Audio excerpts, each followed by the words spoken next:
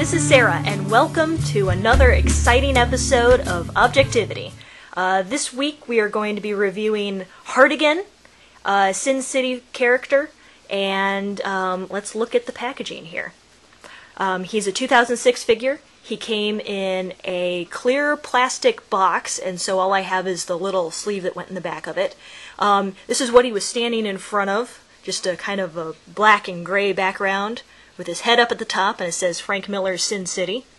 And then on the back of it, it has his face all giant, and it says Sin City. Sorry about a little bit of glare there. And it tells you his name and who he is, in case you have no idea who this person is. And then you have at the bottom the other characters at the line, in the line.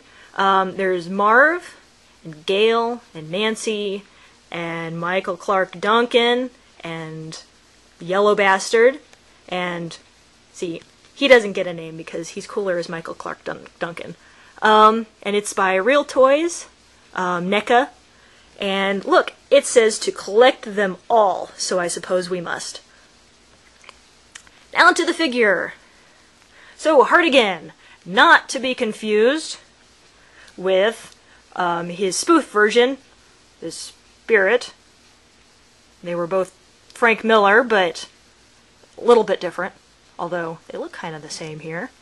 Must be the tie.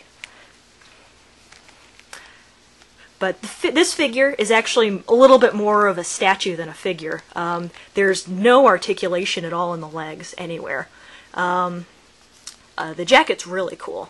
It's made out of a bit of a softer plastic, and so it seems as though it could come off, although it really couldn't unless you ripped his arms off. So don't do that. But yeah, it's shaped so that it looks like his coat is perpetually blowing in the breeze here, along with his tie, which is also made of that softer plastic. And don't put him in a box because his tie will get all misshapen and it'll stay like that forever. He comes with two accessories, a revolver and a lead pipe, and it looks like they left out the rope and the candlestick, so you can actually see the buttons down his shirt under the tie, which is pretty cool. His arms move just up and down,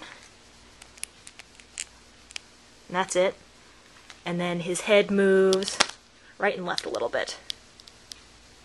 And his accessories, his gun's actually a little bit loose just because of the way it's shaped.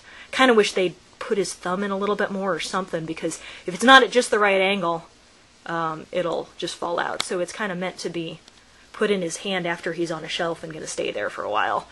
His lead pipe, however, is really good because it just goes right in, and it's pretty solid there. So his shape is actually really nice, or his head is actually really nice. Yeah, it looks just like he did in the movie. And he even has the scar in there and everything. So, nice little belt on the back. There's just really a lot of detail in this figure. It's a nice one. Yeah.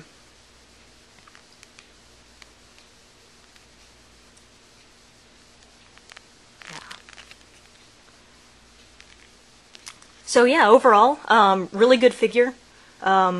Very little articulation, but in my statues I don't like much articulation, so you just need to be able to pose him in a nice pose, and I mean, you have kind of a range where he can be shooting somebody next to him or looking straight ahead, and I mean,